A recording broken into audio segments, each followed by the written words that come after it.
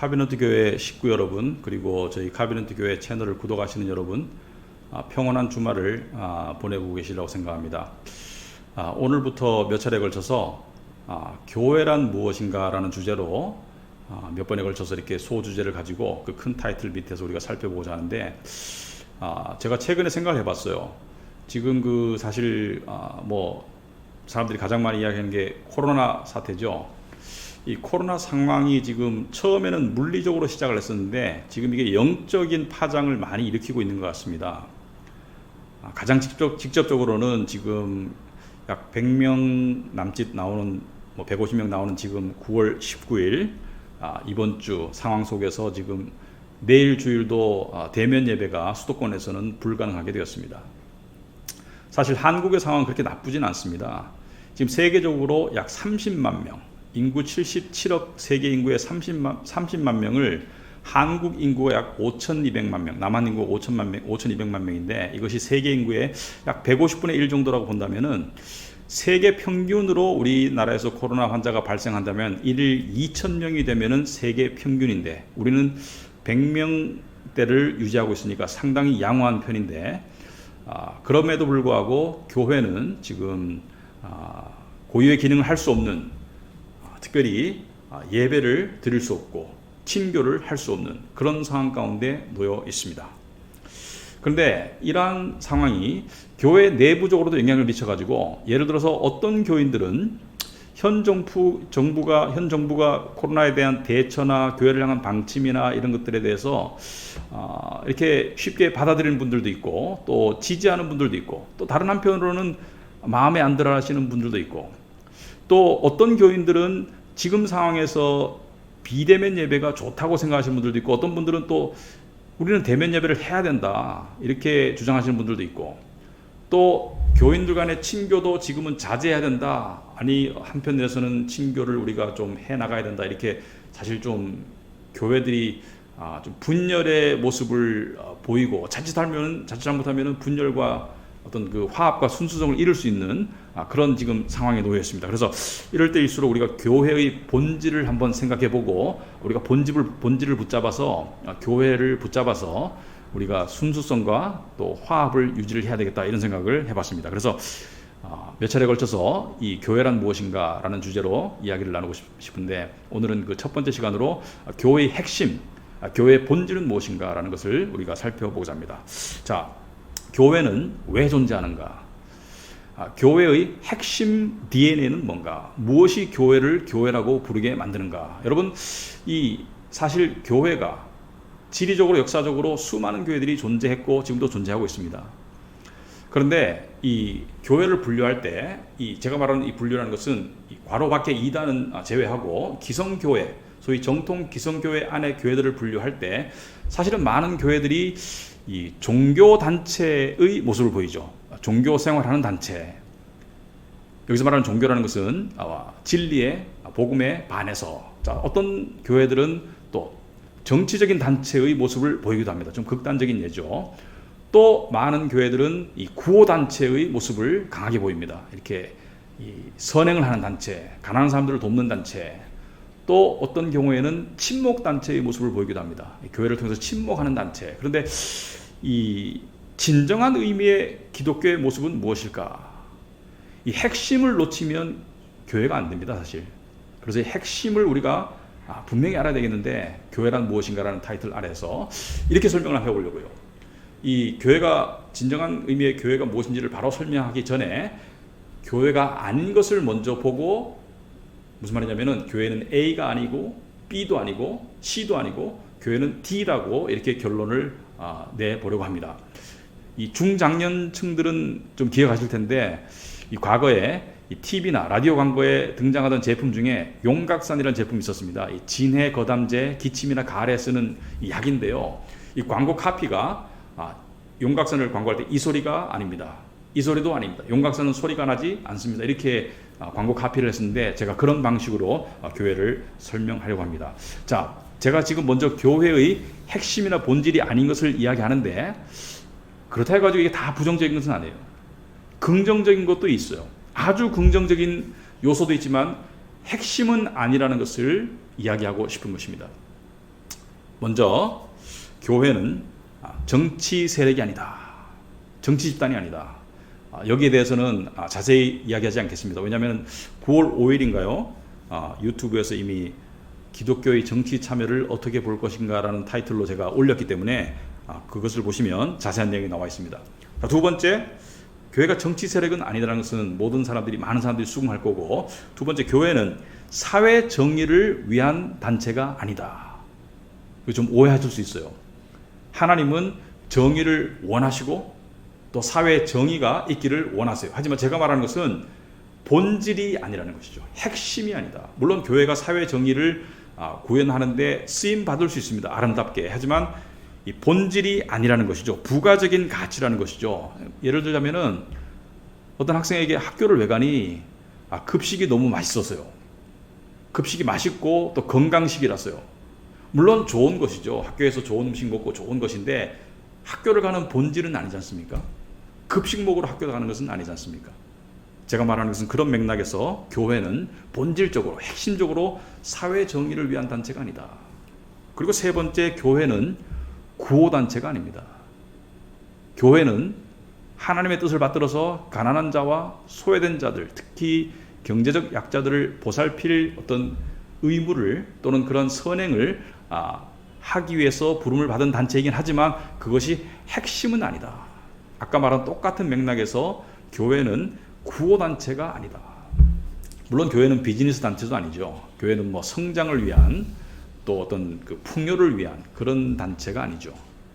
자, 그리고 또 교회의 핵심은, 잘 들으셔야 됩니다. 좀 오해할 수 있어요. 전도도 교회의 핵심은 아닙니다. 물론 지금 고개를 갸우뚱하실 분들이 있을 수 있는데 전도는 교회의 아주 중요한 기능이죠. 세상 사람들에게 예수 그리스도의 복음을 통해서 하나님의 구원의 선물을 받을 수 있는 그러한 진리를 전하는 전도가 교회의 중요한 사명이지만 교회의 핵심은 아니다. 본질은 아니다. 왜냐하면 이단도 전도는 열심히 하잖아요.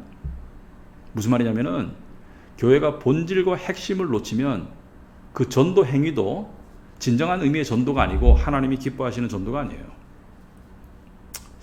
그렇다면 교회의 본질이 뭐냐? 교회의 진정한 핵심이 뭐냐? 기도일까요? 예배일까요?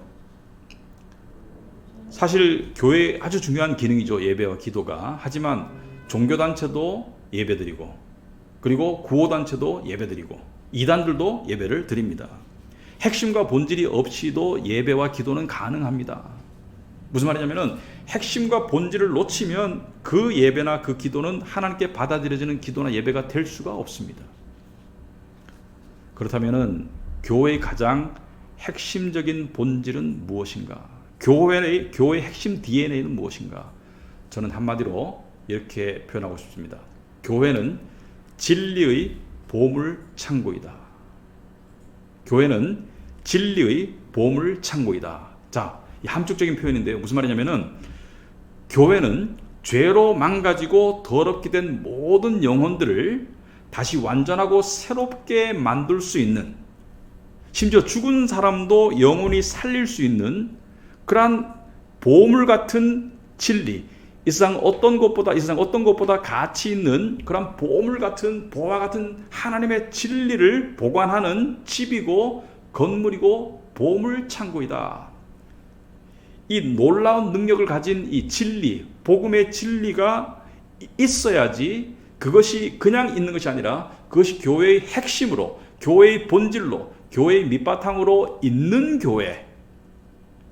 이 진리가 있어야 하고 그리고 이 진리가 교인들 사이, 구성원들 사이에서 지속적으로 공유되어야 하고, 사실 예배는 진리를 다시 상기하고 교인들 간에 공유하는 아주 거룩한 행위이죠. 또 그리고 그것을 지켜나갈 때, 그것을 사수해 나갈 때 목숨을 걸고서라도 이것이 진정한 의미에서의 교회라고 생각합니다. 교회는 건물이 아니다. 많이 들었죠?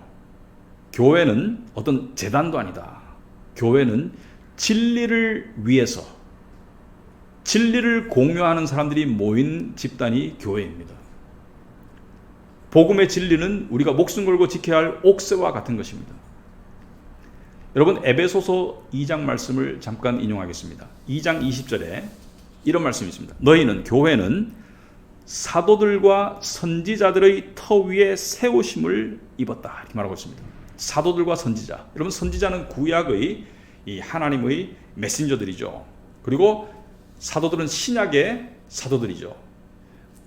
시간적으로는 선지자가 먼저 나오죠, 구약이니까. 하지만 여기 보면은 사도들이 먼저 나옵니다. 교회는, 너희는 사도들과 선지자들의 터 위에 세우심을 입은 자라. 왜냐하면은 이 사도들의 가르침이 복음의 진리의 선명성, 분명한 면에서 더 탁월하기 때문에, 왜냐하면 예수가 오셔서 더 분명히 알려주셨기 때문에 이 우선적으로 사도들의 가르침을 먼저 보고 그 다음에 선지자들의 가르침, 그러니까 선지자들의 가르침은 오실 그리스도, 사도들은 오셨고 자신들이 보았고 자신들이 목격했던 진리가 육신이 되었던 예수 그리스도를 증언하는 그 토대 위에 세워진 것이 교회이다. 그러므로 교회의 핵심 대들보, 핵심 가치는 바로 복음입니다.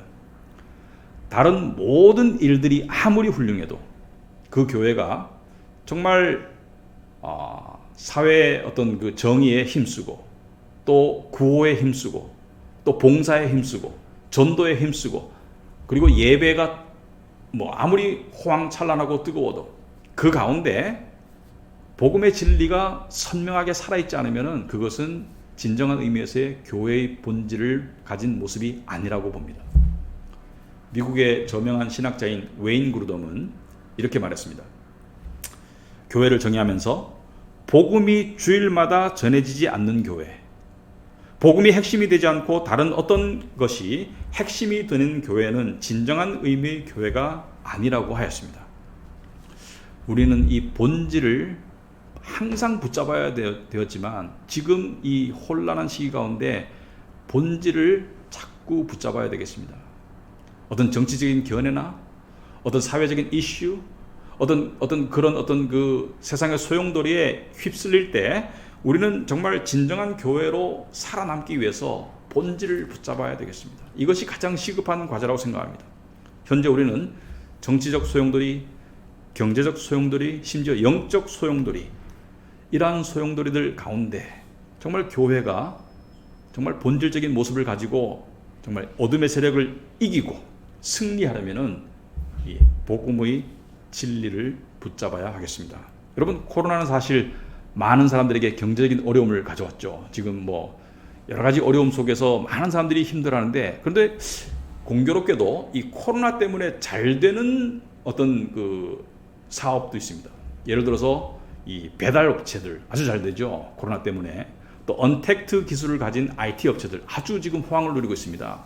제가 이 말씀을 왜 드리냐면은 같은 맥락에서 아무리 코로나 때문에 이렇게 이 사회가 힘들고 교회가 힘들어도 이 힘든 가운데 어떤 교회는, 정말 진정한 교회는 오히려 더 단단해질 수 있다고 믿습니다. 그것이 하나님의 뜻이 아니냐라고 생각합니다. 교회는 결국 예수 그리스도의 복음의 힘과 능력으로 세상을 이길 것입니다. 코로나도 이길 것입니다. 왜냐하면 우리 안에는 세상을 이길 복음의 진리가 있기 때문이죠. 사실 우리 모두는 이 교회의 본질이고 핵심 DNA인 복음의 진리를 지켜가도록 일꾼으로, 군사로, 파수꾼으로 여러분과 저는 부름을 받았습니다.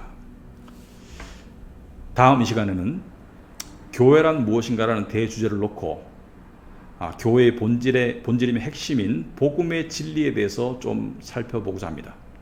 그래서 이 두 번째 주제로 다음 시간에 살펴볼 텐데, 오늘 토요일 주말인데 좀 쉼이 있는 하루가 되시길 바라고, 내일 비록 많은 지역에서 대면 예배가 불가능하겠지만 온라인이나 어떤 형태로든지 간에 영적 모임을 가지시고 다시 한번 교회의 일원으로서 복음의 진리를 서로 공유하고, 그리고 그 진리를 통해서 힘을 얻고, 그래서 세상을 이겨나가시는 우리 교인들이 되시기를 주님의 이름으로 축원합니다. 감사합니다.